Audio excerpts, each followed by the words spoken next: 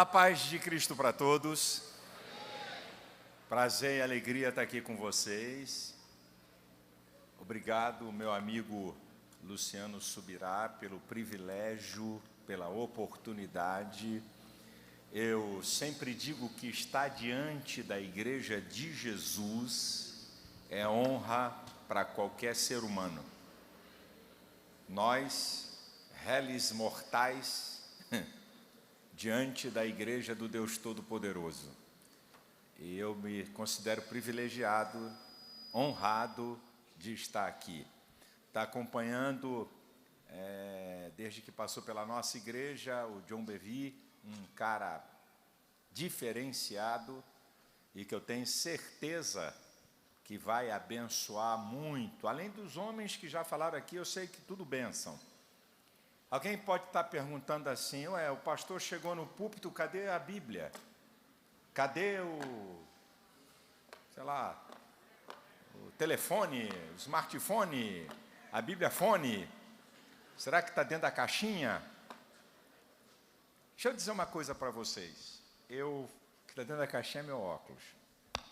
Eu falei para o pastor Luciano Subirá que depois da minha palavra vai vir o John Bevy, um cara contextualizado da palavra, que não refresca para pecado, que não negocia princípios. Aí Deus colocou uma coisa no meu coração para falar com vocês. Eu vou falar aqui essa noite com vocês, evidente que são alguns, porque a lista é muito grande, e eu teria que ocupar a conferência. Eu vou falar sobre erros e acertos do meu ministério.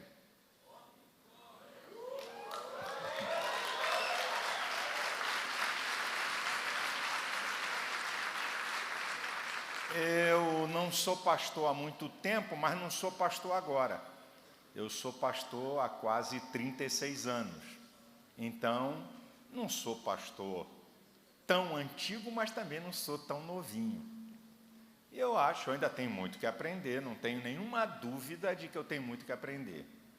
Mas nesses 36 anos, eu acho que eu posso ajudar a você que é obreiro, a você que é pastor, a você que é povo de Deus, com algumas coisas que eu errei, porque eu sempre tive bronca de ver gente no microfone falar para o povo como Superman evangélico, eu tenho a força, eu sou He-Man.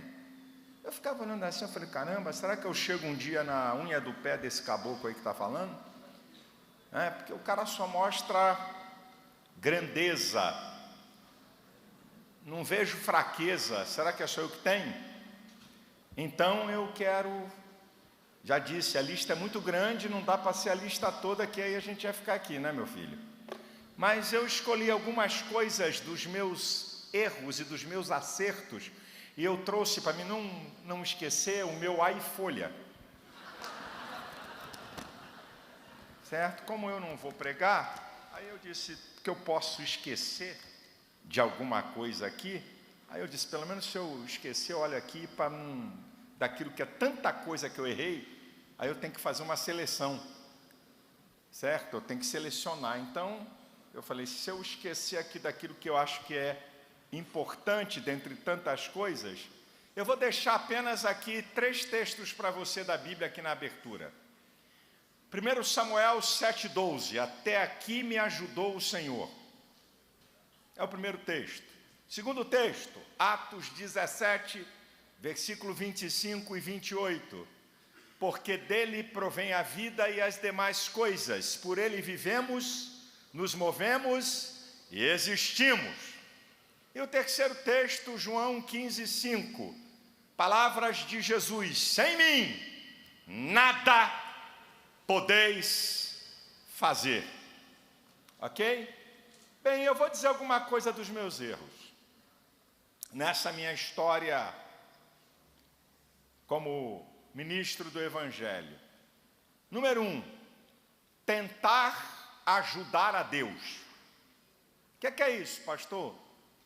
Eu comecei a minha vida como evangelista. E aí, evangelista nunca foi moleza. Na minha denominação, porque evangelista não tem igreja, é um ministério, depende de oferta. E aí, eis aí o mistério. Como é que eu vou sobreviver? Plim! Ideia. Vou tentar fazer negócio para poder ter dinheiro para o meu ministério. Fiz o primeiro, quebrei. Não deu certo. Tudo na boa, hein? Tentando fazer alguma coisa por causa do ministério. Tentando dar uma ajuda para Deus para me sustentar. Tentei fazer o segundo negócio. Pim! Quebrei. Tentei fazer o terceiro negócio. Plim! Quebrei também. Tentei fazer um quarto negócio. Para variar, quebrei. Tentei fazer o quinto negócio. Como é que é? Aí o pessoal da minha família disse assim, não faz nada com esse cara não, que esse cara deve estar amaldiçoado, hein? E aí eu tentei fazer um sexto negócio. Chega de quebrar. Aí o Espírito Santo falou comigo, ei, fui eu que te chamei. Eu cuido de você. Todas as vezes que você tenta ajudar Deus em alguma coisa da sua vida, se prepare para quebrar a cara. Se Deus te prometeu algo, se Deus disse que vai fazer algo, não tente ajudar Ele não, você vai quebrar a cara. Segundo erro, vivi no limite, vivi no risco muito tempo. Eu tenho aprendido que quem não se arrisca em nada, em hora nenhuma, não chega a lugar nenhum. Mas viver uma vida num risco o tempo todo é loucura. Eu vivi em alto risco. Começava o mês e eu não sabia como é que eu ia pagar o programa de TV, como é que eu ia levantar o dinheiro. E com um programa em rede nacional, igual um maluco, igual um doido. Vivi no limite do estresse. Muito tempo no limite. Qual foi o resultado disso? Meu filho, o resultado é que a minha agressividade aumentou 10 vezes mais. Se você acha que eu sou... deixa eu rir. E por viver no limite, no estresse, o tempo todo em alto risco, pressionei a minha esposa. Emocionalmente, eu quase tive um surto psicótico. Depois eu fui entender o que era isso. Eu comecei a perder a noção de realidade. Eram 3 horas da manhã. Eu acordei, meu coração a 1000 por hora, e eu disse, eu vou ficar maluco. Acordei, Elisete, falei, põe a mão na minha cabeça e ora por mim que eu vou ficar maluco. Ela deu um pulo da cama e fez uma oração e eu me acalmei. Depois eu fui entender o que se passou comigo. Agora, eu pressionei a minha esposa pelas minhas loucuras o tempo inteiro. Eu estava na frente da brincadeira, mas ela não estava na vivência. E a mulher, o homem, eu não vou entrar aqui nesse detalhe por causa de tempo, o homem é mais razão, a mulher é mais emoção, então ela sente a pressão emocional. Viu, ô cabra macho? Você pensa que a mulher é igual a você. Só para você ver uma diferença, não estou falando de sexualidade não, é só você ver o ciclo menstrual da mulher. A mulher tem 4 estações em 28 dias, e nós? Nenhuma. A mulher tem 4 estações em 28 dias, cada semana. Na semana da menstruação é o inverno. Na primeira semana depois da menstruação é a primavera. Começa a entrar um hormônio para inibir aquele hormônio. Depois da primavera vem o verão. Mano, tua mulher está na toda. Os hormônios estão aflorados, ela está fértil. Depois entra um outro hormônio e começa a inibir esse hormônio que faz a mulher fecundar, a mulher ficar positiva. Está chegando o outono. 28 dias só para você sentir que a mulher não é igual a você. E os homens submetem as mulheres a uma pressão maluca, porque ele racionaliza. Eu aguento, ela vai aguentar. Sabe o que aconteceu com a minha esposa? Quem conhece a minha mulher, com todo respeito a todas as senhoras, desconfio que Jeová, a forma que fez a minha sogra, antes de eu jogar fora, pegou um pedaço e fez a minha mulher. Minha mulher é simplesmente extraordinária, incomum, equilibrada, emocionalmente, inteligentíssima. Minha mulher teve um surto psicótico. Ela não teve surto psicótico por causa do diabo. Ela teve um surto psicótico por causa da minha pressão. E um dia, na minha casa, 9h da noite, a minha mulher saiu, porque o surto psicótico é uma maneira de desligar a pessoa para ela não ter talvez um derrame, uma trombose, um infarto, desliga a pessoa. E aí ela variou, perdeu a noção de realidade. Meu filho. Aí eu vi que focinho de porco não é tomada. Por que ela teve isso? Porque eu vivi no limite do estresse, do risco, muito tempo. Não precisava ter feito isso. Não precisava ter agido assim. Podia ter agido de outra maneira. Não precisava viver no risco. O reino é de Deus e não é meu. Deus nunca pede uma coisa a você para você se matar e matar a tua família. É nós. Sou eu. É você. Isso aqui é um erro meu. Deixa eu ver um outro aqui. É muito, eu fiz uma seleção. Aqui, ó. Ter reações duríssimas por questões subjetivas quando podia ser mais flexível. Ser duro em reações com as pessoas, onde eu podia ser mais flexível, porque não era uma coisa de alta prioridade. Fiz isso várias vezes. Resultado também disso que eu acabei de falar de vocês. Uma coisa chama a outra, uma coisa puxa a outra, e você vai entrando num balaio de gato. Então, o cara vinha falar comigo, eu já tinha 5 pedras nas mãos e 2 em cada bolso. Porque se eu errasse as 5, tinha umas 4 para acertar. E reagia com muita força, com muita energia, a coisas que eu podia reagir mais manso, mais devagar, e coisas que eu não precisava nem reagir.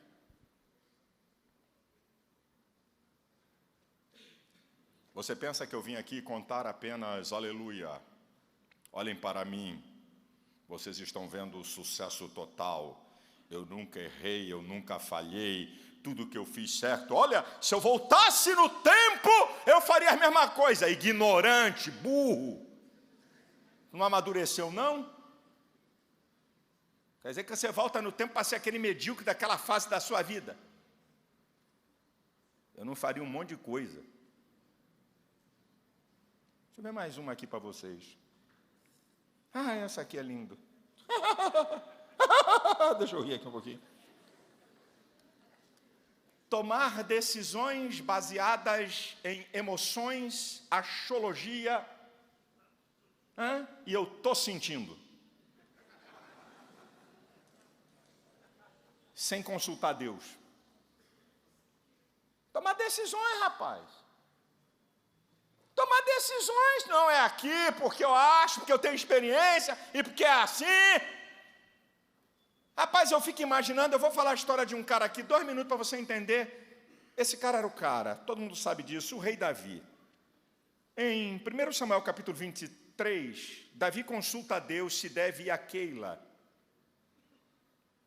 para ajudar o povo a se livrar dos seus inimigos. O Senhor disse, pode ir lá, que tu vai ter vitória. Davi vai e dá vitória ao povo. Se Davi, agora Davi escuta, os filisteus vêm no teu encalço. Se Davi usa lógica, porque Deus não trabalha com lógica humana. Se Davi tivesse usado a lógica, a história dele não existiria na Bíblia. Qual era a lógica? Se ele ajudou um povo a vencer, esse povo jamais vai me entregar ao inimigo.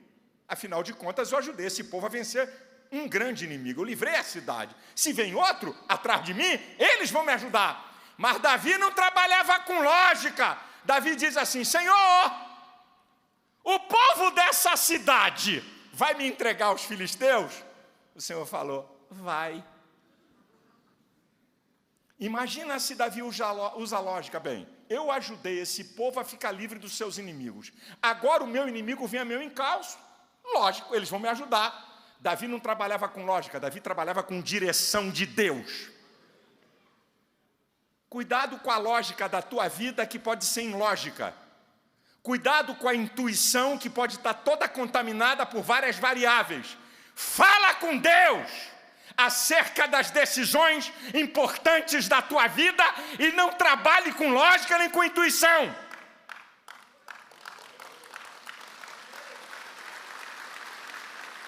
Eu não preciso consultar Deus se vou comprar um Volkswagen ou um Fiat. Eu não preciso se o carro é branco ou preto. Isso aí eu não preciso. Mas coisas vitais e fundamentais da minha vida, por mais lógica que pareça, eu preciso falar com Deus para ter a direção certa. Porque uma coisa lógica pode levar você a quebrar a sua cara. E eu quebrei algumas vezes porque eu achei que era lógico. E olha que eu estava fazendo a obra de Deus. E daí? Ai, mais uma. Um erro meu. Acreditar em pessoas antes de conviver com elas.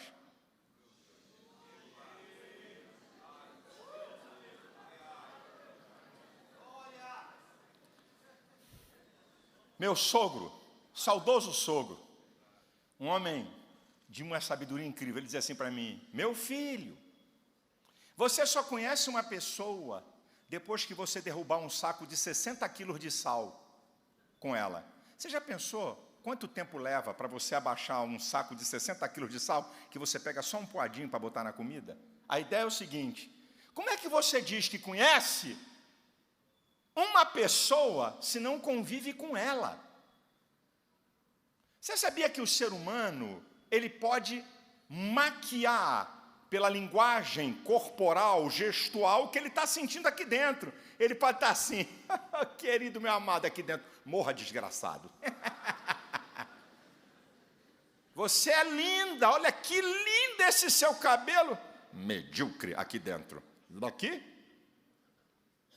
Eu acreditei em pessoas que eu não convivia com elas e quebrei a cara. Como é que você pode confiar, acreditar em gente, porque o outro falou, porque alguém disse, mas você não conviveu com ela, meu filho? Isso foi um erro meu. Mais um. Ui, vou até beber um pouco d'água. Eu li ali e falei: ai, Jesus, me ajuda.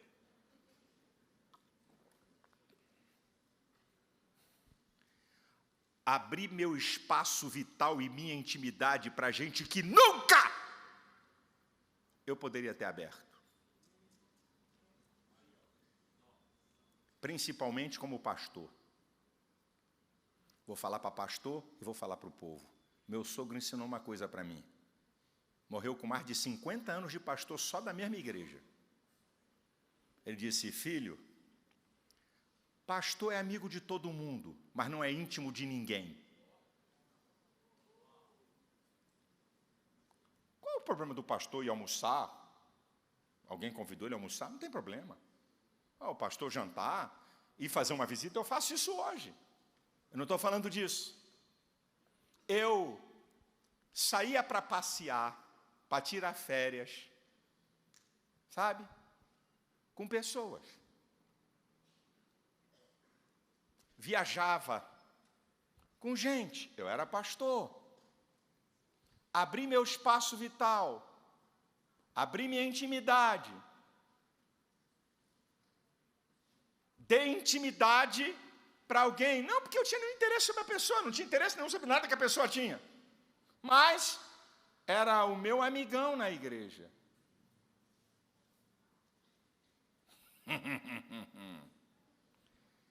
Depois falou cobras, lagartos, lagartixas, cachorros e gatos. Porque passeava comigo, tirava férias comigo, entrou dentro do meu espaço vital e da minha intimidade.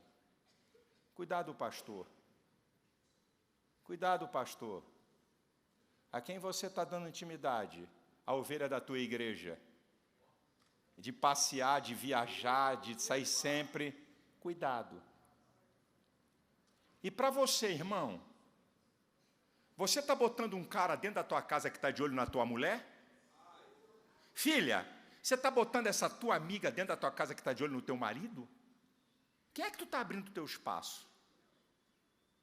Para estar dentro da tua casa e andar com você para lá e para cá o tempo todo e começar a descobrir coisas muito pessoais suas. Olha, minha família não é perfeita. Família perfeita é imperfeita.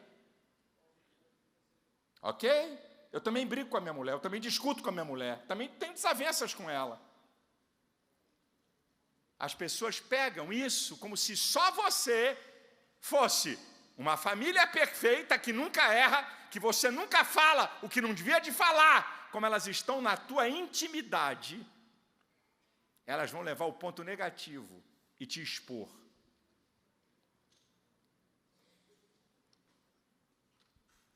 Eu podia continuar a lista, mas é porque tem uma hora aqui para me acabar. Eu podia continuar a minha lista de erros que eu cometi.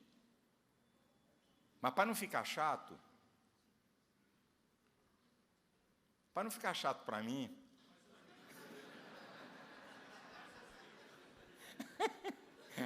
dava para a mensagem só ficar nele, só nos defeitos.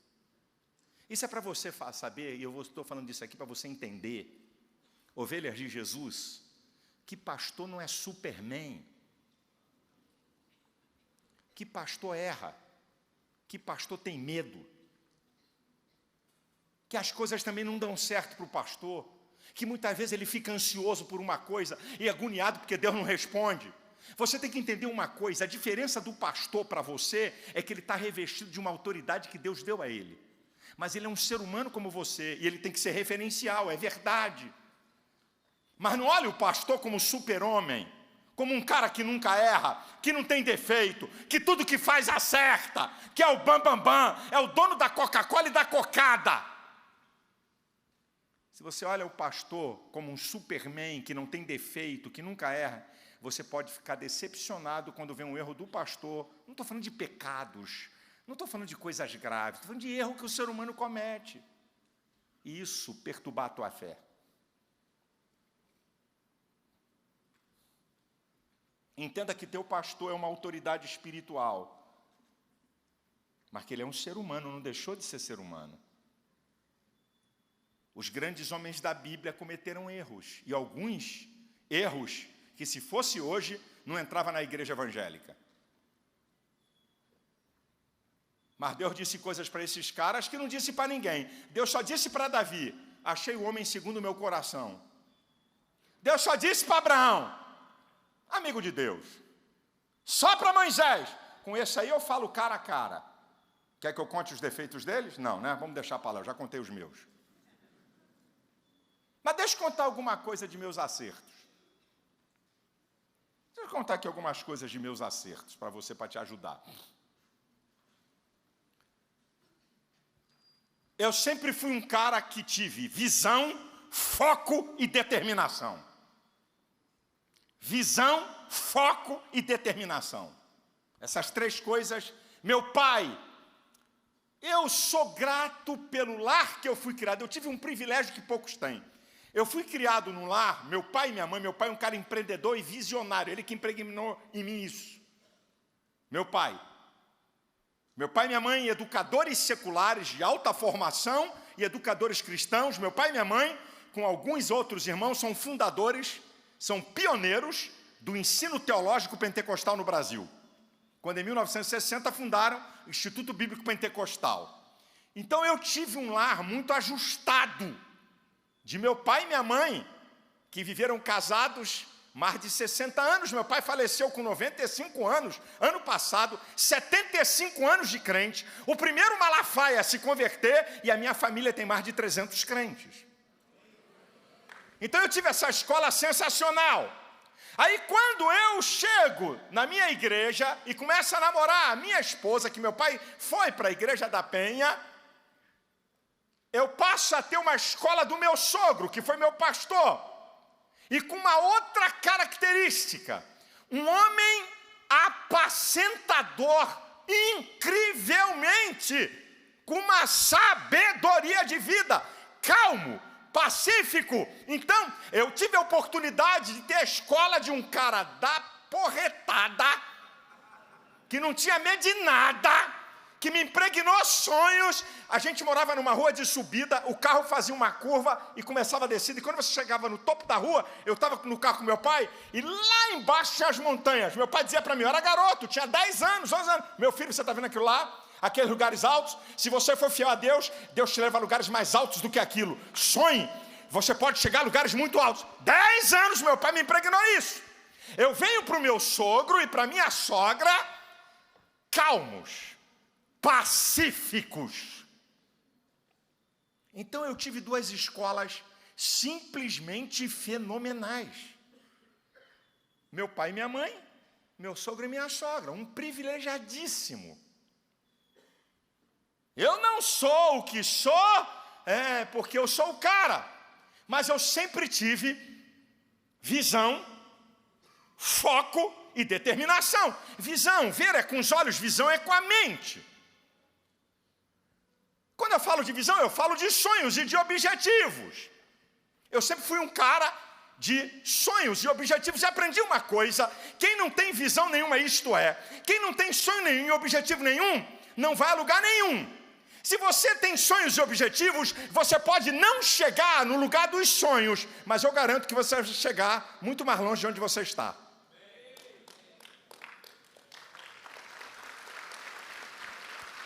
E é evidente que quando eu falo de sonhos e visão, é sonhos e visão que passa por Deus. É lógico. Mas você sabe que um homem que tem sonhos, o sonho, ele dá sentido à vida. Ele diz para você que tem alguma coisa que vale a pena você lutar. Quanto maior o teu sonho, maior o teu potencial. O que aconteceu no passado não é tão importante quanto o que vai acontecer no futuro, e isso depende dos teus sonhos. O mundo de um homem cego é determinado pelo limite do seu tato. O mundo de um homem ignorante é determinado pelo limite do seu conhecimento. O mundo de um homem que sonha não tem limite.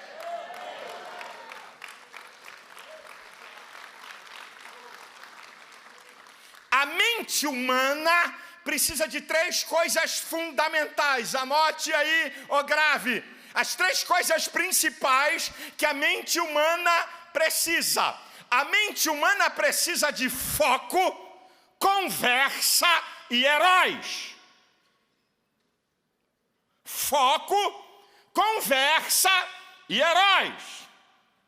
O que você quer da vida? É o teu foco. O que você fala com você? Não, isso aqui não. Não é falar na rua, viu, filho? O pessoal vai dizer que você... É quando você está sozinho, você dirigir-se a si mesmo. A grande arte do ser humano é se dirigir a si mesmo. Ok? Então... Isso aqui não. Por que não? Por que sim? Conversa. E heróis. Isso é, quem são seus referenciais? Homens ou mulheres? Sejam do passado, da Bíblia, ou da história, da sua história. Não estou falando de gente famosa. É teu pai, é tua mãe, é um irmão da igreja, é um obreiro, é um pastor. Você precisa disso. E eu sou um cara determinado. Uma pessoa determinada é aquela que decide firmemente. Eu sou madeira de dar em doido. Eu sou um cara... Quando eu tenho a convicção e a certeza daquilo que Deus quer comigo, pode levantar o inferno, pode levantar capeta, movimento gay, esquerdopata, petista, pissolista, o raio que parta, eu vou em frente!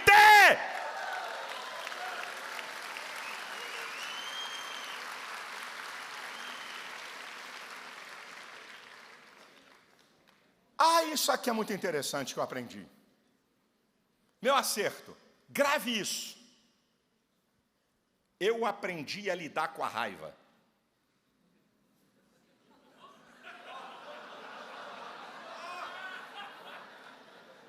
Eu vou te falar um negocinho que você não sabe.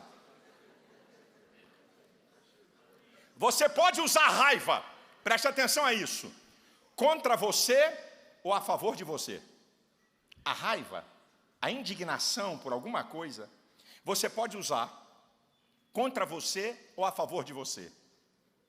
Quando alguém te faz uma coisa, quando alguém pisa no teu pescoço, quando coisas dão errada, quando gente te dá rasteira, quando gente te confronta, raiva, uma reação humana, da natureza humana. Contra você. Não fazer porcaria nenhuma, não. Vá tomar banho. Estou aqui fazendo, vem o pastor me dar bronca. Estou trabalhando para Deus, o cara ainda vem encher minha paciência. Vou fazer uma porcaria nenhuma, não. Ah, vai encher a paciência de outro? Faço mais nada, não. Estou aqui me perturbando, vou acabar esse curso, vou trancar essa matrícula, vai lamber sabão. Você usou a raiva contra você. Escute, meu sogro era um homem que me amava profundamente, mas me confrontava terrivelmente. Ele me amava profundamente, mas aquele velho... Eu falei para ele no final da vida dele, eu já pedi perdão porque eu já te xinguei muitas vezes. Ele ria. Rapaz, aquele cara pisava no meu pescoço, com força. Mas com força. Pesava e ficava rindo. Tá doendo? Ainda não apertei tudo. Meu sogro, cara, foi um mestre, foi um instrutor, um mentor incrível. Porque não me deu moleza para nada. Não me deu moleza. Só que eu ficava com raiva. Ao invés de usar essa raiva contra mim, eu dizia, dentro de mim, esse velho vai morder a língua. Eu vou provar para ele que não é nada disso que ele está pensando. Ele vai ver só. Está pensando que eu vou desistir? Uma vez eu entrei na tesouraria da igreja, nunca me esqueço, eu recebia um salário mínimo de salário. Aí eu fui receber o salário mínimo, ele ficava sentado do lado do tesoureiro. Aí eu recebi o salário mínimo, tirei o dízimo e falei, aí chefia, um dia eu entro aqui e vou dar muitos salários mínimos de dízimo. Ele fez assim.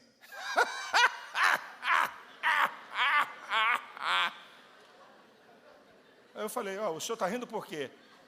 Sonha, meu filho, sonhar faz bem para a vida. Rapaz, eu fiquei com uma raiva.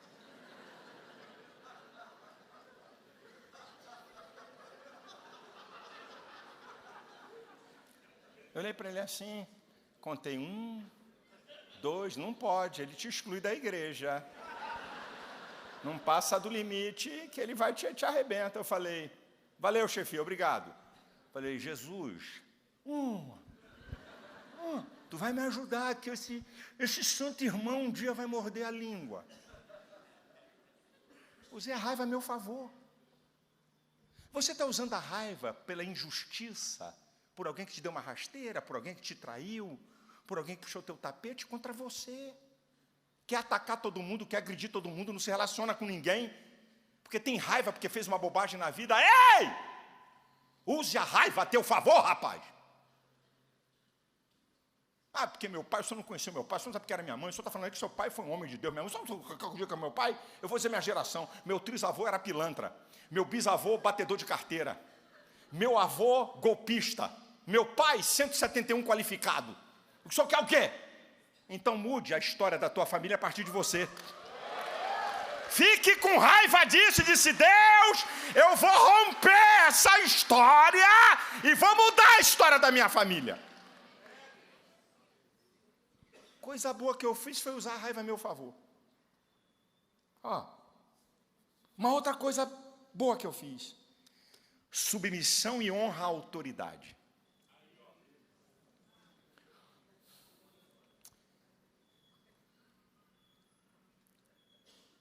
Eu estava na televisão, pregando em cruzadas. Fiz cruzada em Manaus com 500 mil pessoas, em Fortaleza 350 mil pessoas, em São Luís 300 mil pessoas, Rio Grande do Sul, debaixo de chuva, 150 mil pessoas. Cruzada, programa de televisão. E fui em programa aí, vocês sabem tudo. O pessoal dizia assim, é o pastor Silas da Assembleia de Deus da Penha. Meu sogro não era conhecido. Eu pregava na igreja mais do que meu sogro. Tinha vezes que eu dizia para o meu sogro assim, chefia, eu não tenho mensagem não, arruma outro para pregar, tá ruim. Estou precisando ouvir. Prega, Silas. Prega, Silas. Não, chefia, não dá não. Hoje eu estou ruim, não tem nada. Estou precisando ouvir. Eu pregava mais do que ele. Era conhecido. E a gente de tudo que é lugar do Brasil, para me conhecer, para tirar foto com Kodak naquela época. Eu estou querendo saber qual foi o cara que inventou máquina fotográfica nesses telefones. Ah, miséria do cão, esse trem hoje, cara. Antigamente era Kodak, não sei o quê. E a gente na igreja lá para tirar foto comigo. Ligavam para a igreja e o telefone da casa pastoral, ele atendia. Eu pensei assim, aí a igreja do pastor Silas Malafaia? É sim, meu filho, é a igreja dele sim. Ele era o pastor.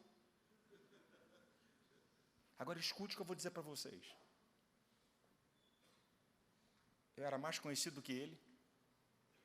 Tinha nome na igreja evangélica brasileira. Pregava mais vezes na igreja que ele era pastor porque ele cedia o púlpito. Nunca, repita a palavra que eu acabei de falar. Mais uma vez. Nunca olhei o meu pastor nessas duas dimensões. Assim, assim e assim. Assim e assim. Eu nunca olhei meu pastor como igual. Eu nunca olhei para ele e eu como um superior. Eu sempre olhei para ele assim. Eu nunca olhei para o meu pastor. Pregava mais do que ele.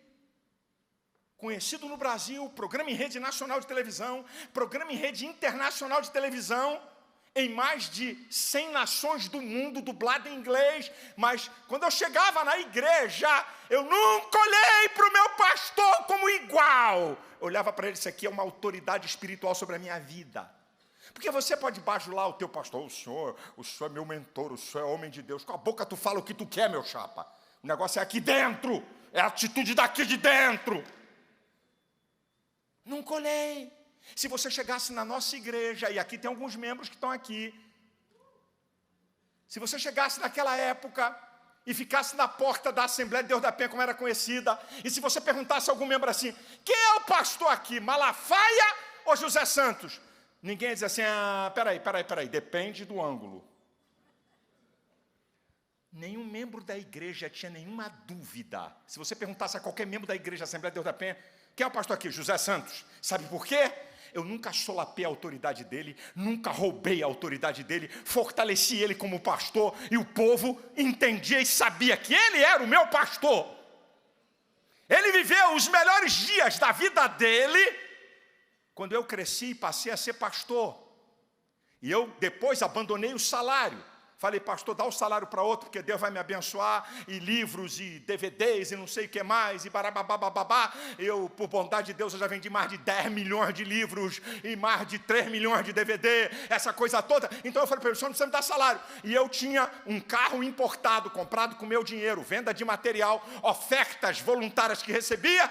E um dia eu entrei na igreja, eu tinha um carro importado, olhei o carro dele, que era um carro bom, nacional, top. Eu falei, não! Isso não é justo, não aceito esse negócio.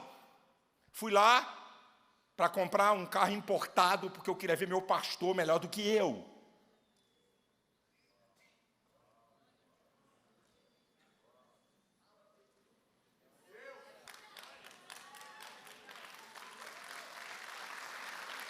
Honra!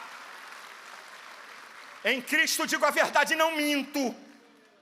Em Cristo, digo a verdade, eu tenho muito temor. Eu estou diante da igreja, não estou diante de um grupo de pessoas. Não. O pessoal se engana, pensa que pega o microfone diante do povo e está falando para o auditório. Eu estou falando para a igreja, a noiva do cordeiro. Brinca, mexe com a noiva de alguém para ver a brincadeira que é. Mexe com a noiva de alguém, imagina a noiva de Cristo. Então, em Cristo digo a verdade e não minto. O que eu estou falando aqui, meu pastor... Depois eu passei a ser o vice-presidente da igreja e eu comecei, e ele não gostava de mexer, negócio de oferta, de nada. Eu fui aumentando o salário dele chegar e dizer, Silas, para com isso, eu não preciso de mais dinheiro. eu dizer, eu não estou perguntando se o senhor precisa de mais dinheiro. Dá para seu neto, inclusive tem uma contribuição minha. Naquela época só tinha o Silas e a Thalita, que era bem novinha, ainda não vinha a Thaisa. Aí eu brinquei com ele, dá para teu neto, dá para os pobres. O teu salário não tem nada a ver com a tua necessidade, tem a ver com o que o senhor é para lhe honrar.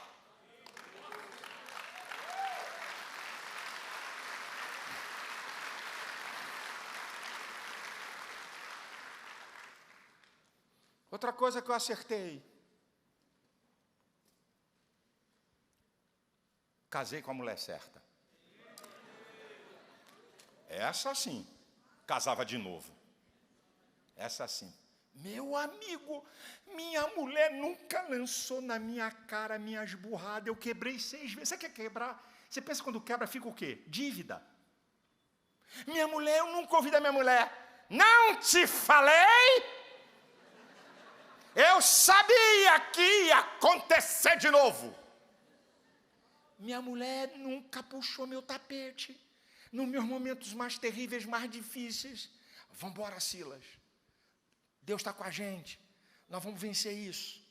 Deus vai te ajudar. Caramba, se não fosse minha mulher, subirá. Se não fosse minha mulher nas minhas burradas, nos meus erros, nas minhas precipitações, nas coisas que eu fiz, que eu não pedi a Deus direção e quebrei a cara. Ah, se minha mulher dissesse uma palavra a me desestabilizar totalmente emocionalmente, eu não estaria aqui falando hoje com vocês. Eu não seria pastor da igreja que eu sou. Senhoras, as senhoras são poderosíssimas.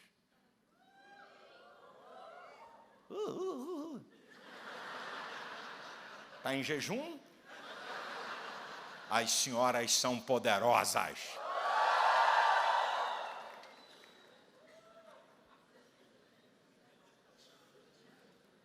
Eu estou falando de esposa, porque eu estou falando dos meus acertos.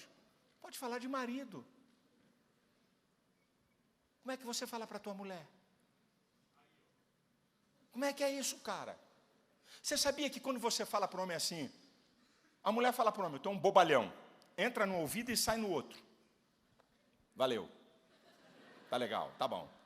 Agora você diz para a mulher, ô bobalhona, entra no ouvido, vai ao coração, pode sair pelo outro ouvido ou pode ficar aqui. Ela elabora diferente, cara. O problema dos machos é que pensa que a mulher elabora emocionalmente igual. Olha o que é que tu está falando para tua mulher, ô marmanjo. Cuidado. Quer ver uma outra coisa que eu acertei? Essa aqui. Ter amigos. Ter amigos. Não bajuladores. Não subalternos. Amigos.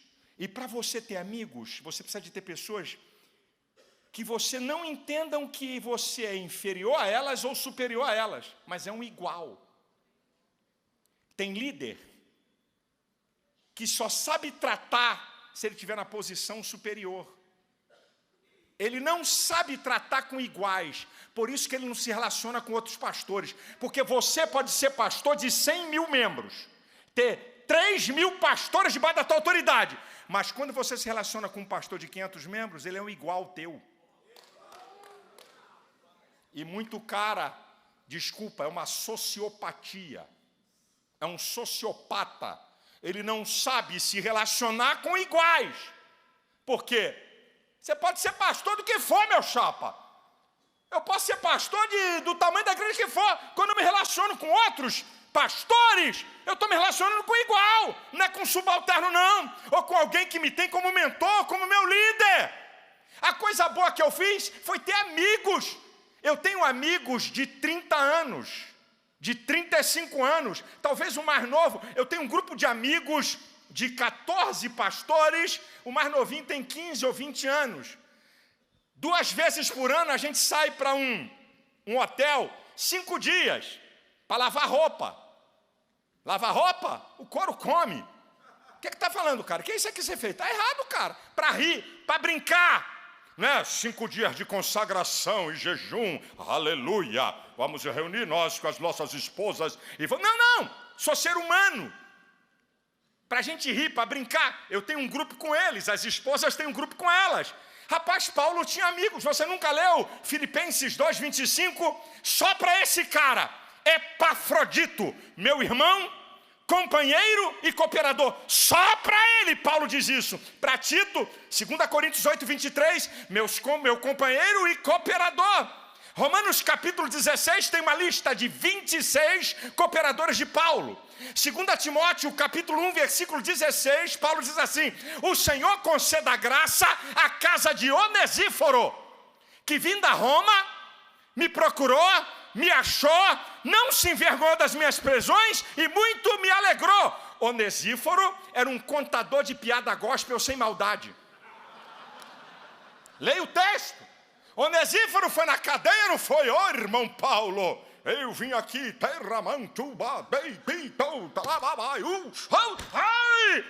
manto.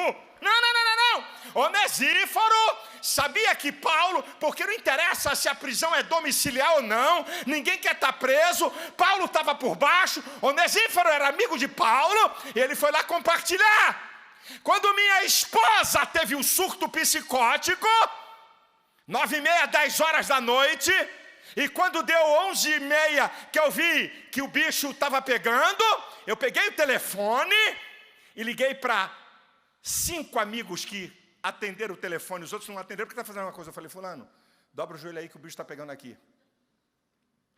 A Elisete, pelo tudo os sinais, ela está tendo um surto psicótico, me ajuda em oração. Quem são seus amigos? Gente que está no mesmo nível que você é.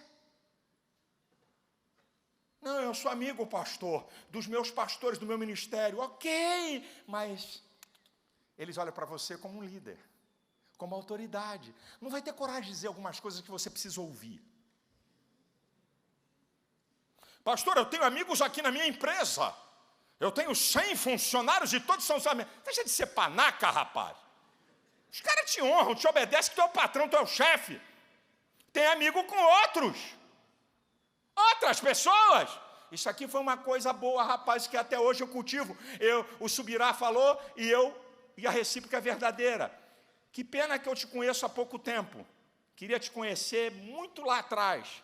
Tinha aproveitado mais, tinha aprendido mais, tinha recebido mais, tinha, para a minha vida, para a vida da minha esposa, da minha família, contribuído de uma melhor maneira. Mas não tem problema não, a gente recupera o tempo.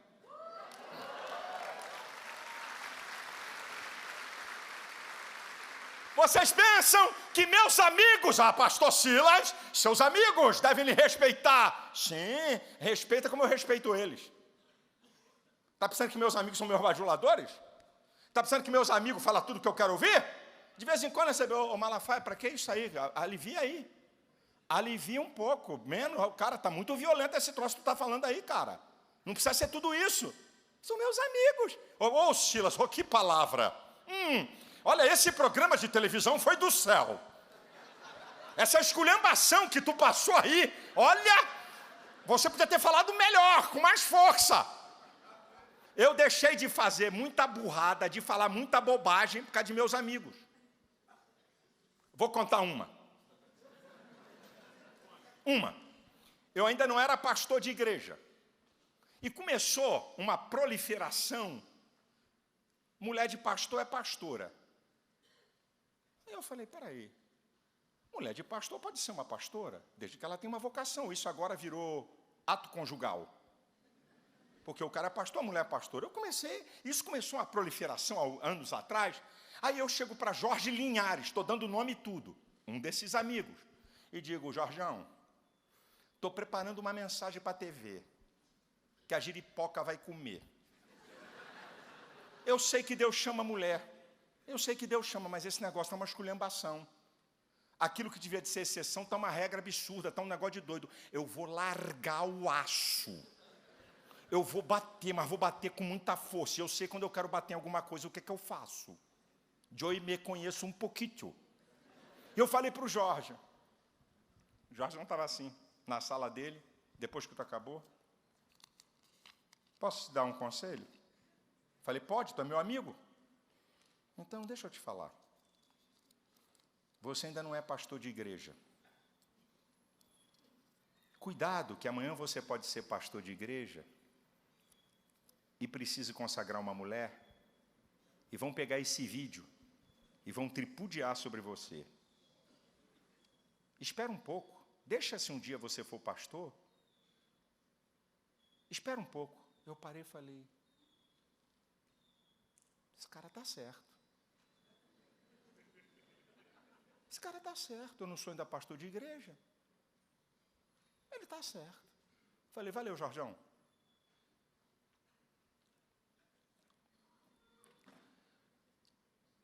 Dez anos depois, eu virei pastor. Meu primeiro ato.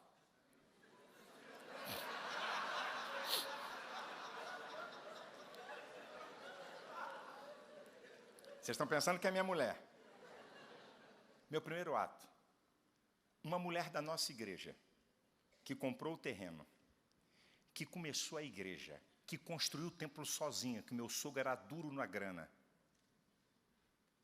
Começou do nada. Dirigiu uma igreja. 30 anos. Como era da Assembleia de Deus, meu sogro tradicional, irmã Antonieta Rosa.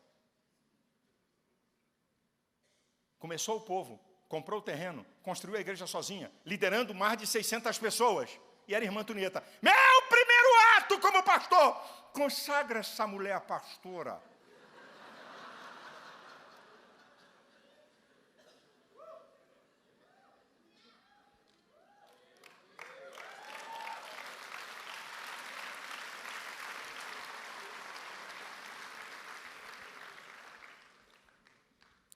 Se meu amigo Jorjão não tivesse falado.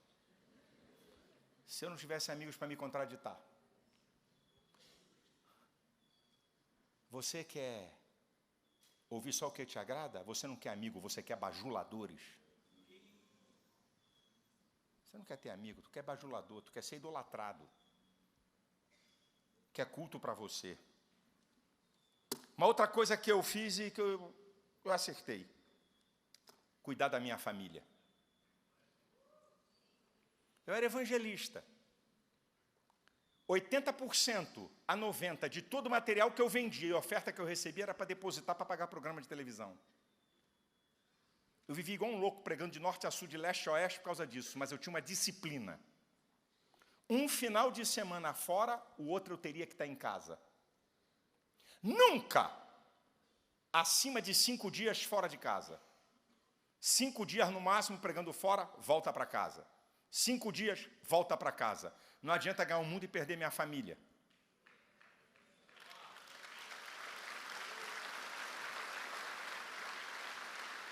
Sempre, repita aí, sempre. Eu fui evangelista há 28 anos. Sempre tirei férias com a minha família. Sempre. Sempre, pastor. Não posso. A igreja... Deixa eu te dar uma palavra que eu ouvi de um cara chamado Myles Monroe. A palavra não é minha, não. Mas deixa eu falar uma coisa. Cuidado, pastor, para você não adulterar com a mulher dos outros. O que é isso? A igreja é de Cristo. Você quer adulterar? Você tem uma mulher em casa. E você só se dedica à igreja. Comparado a uma mulher, comparado à noiva. É comparado à noiva. O pastor fica o tempo todo igual um louco e perde a família. E perde a mulher. Você nunca saiu de férias, compadre? Você é empresário. Isso aí. Então deixa eu dar uma notícia para os senhores empresários. Isso mesmo. Trabalha e ganha dinheiro. E trabalha. Meu nome é trabalho há 20 anos. Trabalha há 25 anos. Aí um dia, bum, tem um infarto. Deixou a santa serva do Senhor, montada na mufunfa, vai fazer fila para o teu lugar. Tu nunca usufruiu, tu nunca foi passar em lugar nenhum, nunca teve um bom carro importado, eu estou falando em tese. Aí o cara chega, o Ricardão Gospel, chega e diz, querida, vamos fazer uma viagem à Europa. O quê? É com o dinheiro dela. O quê? Vamos, eu já vi tudo na agência, já tem um pacote hotéis 5 estrelas, vamos passar 15 dias fora. Mas como ele me ama? Com o dinheiro do otário, que trabalhou a vida toda, não usufruiu nada. Se Deus, que podia fazer o mundo em um momento, fez em 6 dias e no 7º descansou, o que Deus está deixando? É uma lei moral. Você não é máquina. Eu tiro férias. Eu tenho pastores aqui, eu obrigo todos os meus pastores a tirarem férias. E aí, um dia chegou para mim e disse assim, mas pastor, eu para poder dar uma de, entendeu? Assim, um cara que amava a igreja. Mas pastor, olha, eu não vou tirar férias, não tem para onde ir. Fica 15 dias em casa, a igreja vai tirar férias da tua cara. Ah, ser besta lá em outro lugar, rapaz. Você não tem para onde ir? Então fica em casa, vai para o jardim zoológico. Leva o isopor para a praia. Vai para Copacabana, te vira, te lasca, meu chapa. Mas 15 dias, tu não aparece na igreja. Eu saio de férias, sabe o que eu falo? Para o meu vice-presidente, eu digo para ele, se minha mãe, na época meu pai, algum irmão meu, falecer, me liga. Porque eu vou ter que voltar. O resto, manda uma coroa de flores. Se algum pastor aqui falecer também, se for você, eu volto. Porque você é o vice, então alguém vai me ligar, eu vou ter que voltar. Avisa o outro aí. O terceiro na linha sucessória, que se você for enquanto eu estiver de férias, ele liga. Mas qualquer outro, manda uma coroa com o meu nome. Saudades, pastor Silas Malafaia e família. Não me liga para me perturbar. Porque a igreja quem cuida é Jesus. Claro que eu amo a igreja, eu boto energia, minha turma está aqui, eu trabalho igual um danado, boto para quebrar. Mas, ei, para, eu tenho uma família. Já estou chegando no final. Puxa, isso alisa meu ego, olha. Meu Deus. Olha como é que eu estou falando. Louvado seja o meu nome, glórias a mim.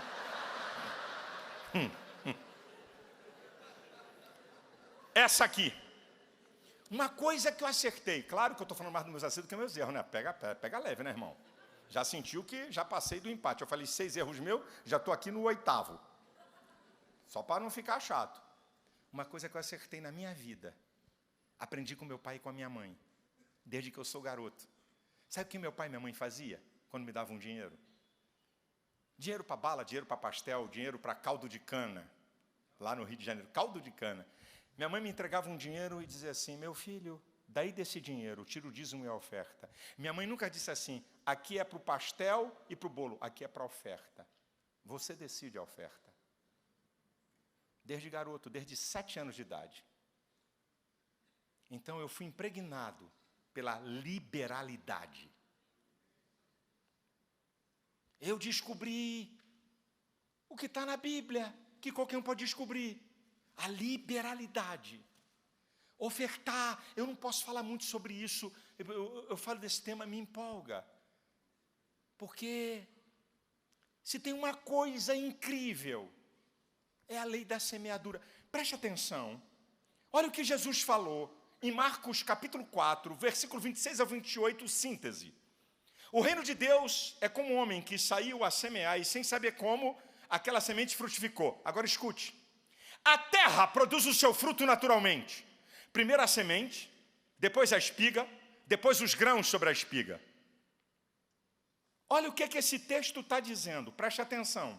Primeiro, que o reino de Deus é movido pela lei da semeadura. E não estou falando só finanças. O reino de Deus. Qual é a lei que move o reino de Deus? Jesus falou, Marcos, capítulo 4, do versículo 26 ao 28. Agora escute isso aqui que é muito interessante. Escute. Aí Jesus vai dizer, a terra dá o seu fruto naturalmente. Primeiro a semente, depois a espiga, depois os grãos sobre a espiga. O que Jesus está ensinando? Preste atenção, senhores, atenção, atenção, atenção, senhores. Por favor, por obséquio, aqui uma bolinha com a tampa do copo. Por favor, bolinha, fique parada no ar.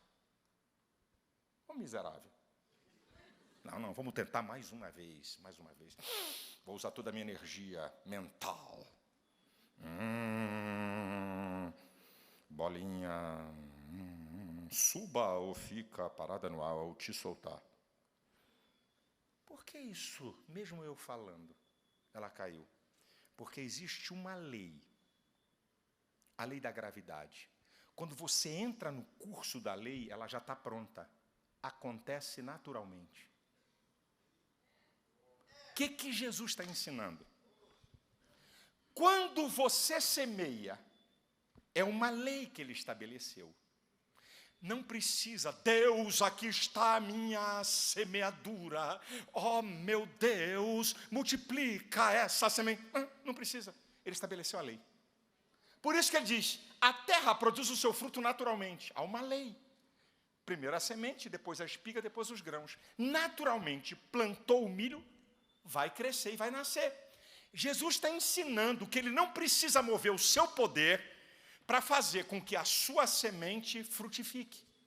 Ele estabelece a lei e quando você entra em obediência a essa lei, acontece na sua vida.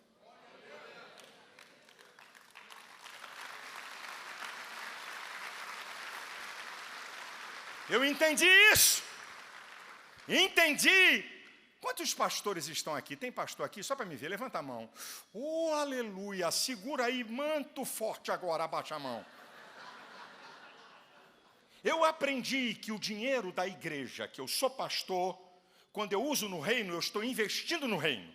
Quando eu pego um dinheiro da igreja que eu sou pastor e envio para outro ministério, eu estou semeando no reino. Quando eu pego o dinheiro da igreja que eu sou pastor e estou nos meus projetos, eu estou investindo no reino. Quando eu pego o dinheiro da minha igreja e envio para um outro ministério, eu estou semeando no reino. Você já experimentou enviar oferta para um outro pastor? Você já experimentou enviar oferta para um cara que está a 3 quilômetros de você, que fala mal de você e que bota você igual ao diabo? Não? Deixa eu te contar uma experiência.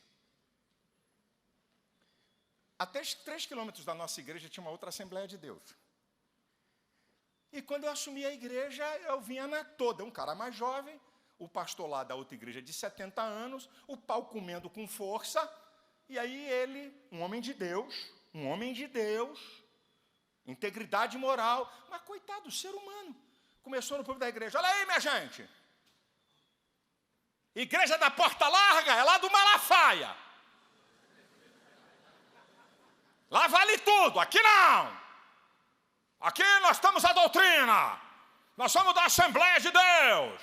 E pai, o pau comia. Eu e o diabo estavam no mesmo nível.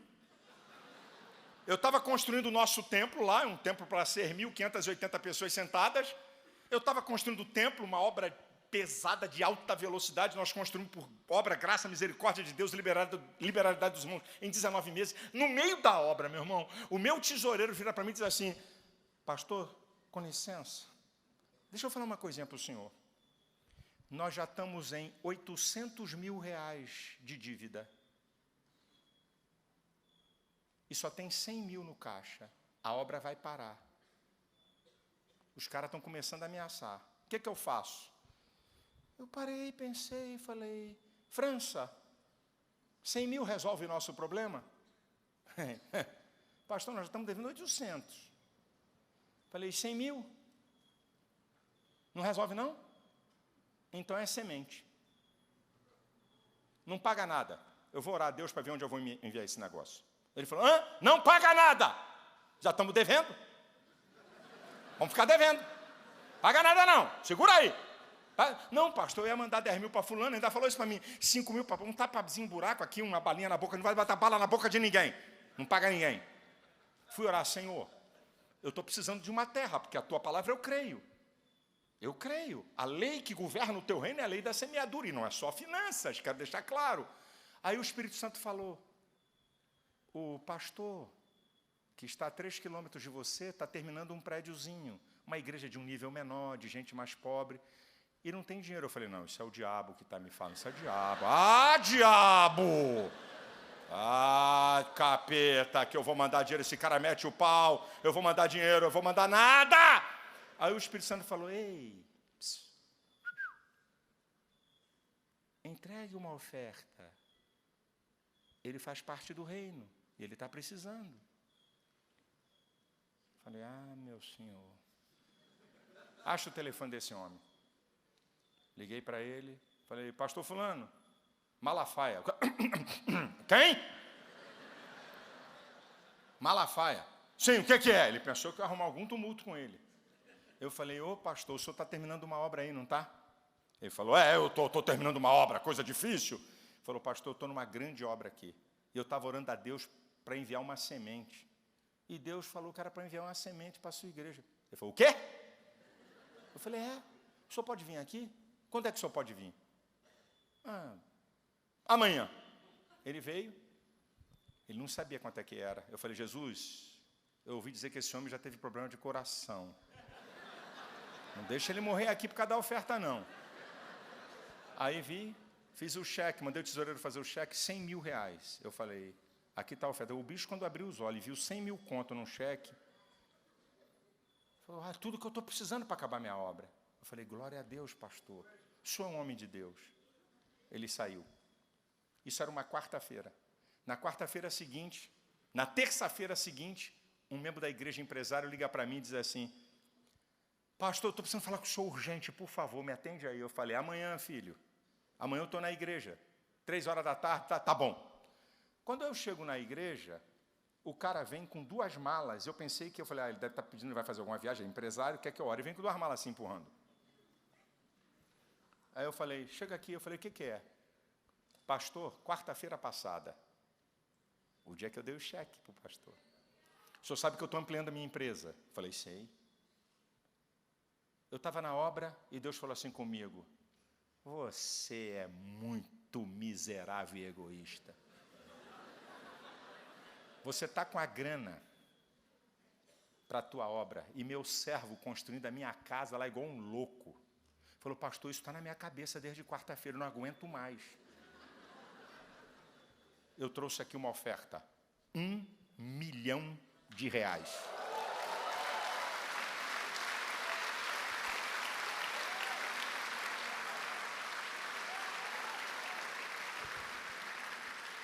Para resumir a história, vai nessa igreja lá, desse pastor, e tenta hoje falar mal de mim. Vai lá, experimenta. Eu sou a 4ª pessoa da Trindade para ele hoje. Quantos minutos? 5? Ih, caraca, eu já estourei a hora. Rapaz, me perdoe, Subirá. Eu estou aqui com o relógio virado de cabeça para baixo. Eu não vou dizer que foi Deus.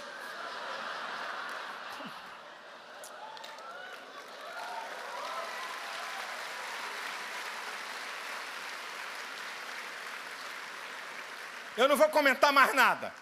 Só vou dizer aqui para mim encerrar. Número 1. Uma das coisas mais importantes da minha vida que eu digo para os meus pastores, que eu pratico, compaixão. Sentir como se fosse, se colocar no lugar do outro. Porque a gente que é pastor, que lidera povo e gente, e que tem poder e autoridade, quando eu vou tomar uma atitude com alguém que erra, no meu coração diz assim, Silas, o que você gostaria que fizesse com você, se você estivesse no lugar dele? Uma das coisas que norteiam minhas atitudes. Alguém me vê na televisão, raquetada, rabo de arraia, tesoura voadora. Esse cara é um troglodita, meu Deus do céu. Eu não queria estar na mão desse cara. Você está por fora. Você não me conhece. Uma marca da minha vida no ministério é compaixão. Já recuperei pastor caído da minha igreja. A mulher dele não adulterou nem os filhos. E eu mantive salário do cara, casa, tudo, até recuperar. E não jogar fora como um bandido porque cometeu um erro. Mais uma, e eu vou terminar. Viver dentro das minhas possibilidades. Eu tinha programa de televisão e andava de ônibus. Uma vez eu estou no ônibus, 6h da manhã, eu ia para a cidade, um tal de 350, passei Irajá, uma lata de sardinha, aí um irmão assim, 3 aqui, começou a se olhar assim. Aí eu vim, com licença, chegar perto dele e falou, você é o pastor Silas Malafaia, o que o senhor está fazendo aqui? Indo para o centro da cidade. Seu carro quebrou? Não tenho carro. Eu fui pregar na mais importante igreja do Rio de Janeiro, que era a Assembleia de Deus de São Cristóvão. essa é a última mesmo. Botaram os cones na frente da igreja para o pregador. E sobrou a Kombi da igreja. E vinha eu na Kombi. Tinha um diácono na frente, né? O primeiro do primeiro cone. Aí eu botei a seta para entrar, ele falou: sai daí, rapaz, é do pregador. O segundo diácono me reconheceu e falou: é ele! Mas não, eu com a Kombi. Parei a Kombi, vida aberta, e botei o braço em cima. Aí veio o diácono e disse assim: gostei. Falei: o que foi? Deixou o carrão na garagem. Isso aqui é humildade. Eu não tenho carro, rapaz. Viva a vida conforme você pode. E para encerrar, eu ir embora. Aprendi a não tocar na glória de Deus. Não toque na glória de Deus. Não toque na glória de Deus. Eu aprendi um texto de 2 Samuel 5,12 com Davi, e é um lema da minha vida. E havendo Davi se fortalecido no reino, e reconhecendo que o Senhor o exaltara por causa do seu povo. Eu não estou aqui por causa de mim. Eu não tenho programa de televisão e nome no Brasil por causa de mim. É por causa da igreja. Você é um pastor de sucesso? É a igreja. Você está em vento em popa no teu negócio? É Deus. É Deus. É Deus. A Ele a glória para sempre. Amém. Obrigado.